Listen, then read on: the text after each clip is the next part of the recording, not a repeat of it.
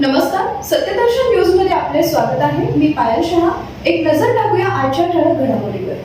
तरुणांना उद्योगासाठी प्रोत्साहन देण्यासाठी पंकजा मुंडे यांनी केली मोठी घोषणा. भाजप नेत्या पंकजा मुंडे यांनी शासकीय सबसिडी प्रकरणामध्ये कसलीही बोगसगिरी खपवून घेतली जाणार नाही असं स्पष्ट केलंय. इतकंच नाही तर तंबी दिल्यानंतर मुंडेंनी एक मोठी योजना जाहीर केली. नेमकं काय घडलंय जाणून घ्या. पशुसंवर्धन खात्यामध्ये प्रत्येक गावामध्ये उद्योजक करायचे आहेत. 50% सबसिडी आहे. काय 50% बोलले तर 50 लाख सबसिडी. म्हणजे बोगस नाही. बिना रस्ते करता बिल उचलायचे, बिना सभागृह करता आज ह्याचं नाव उद्या त्याचं नाव असं करून पैसे हटवायचे, त्याच्यासाठी नाही आहे. तुम्हाला त्या नियमाने जावं लागेल. कारण जो नियमाने जगायला शिकवतो, नियमाने राहायला शिकवतो, तो खरा नेता असतो आणि तो जीवन लोकांचं घडवतो.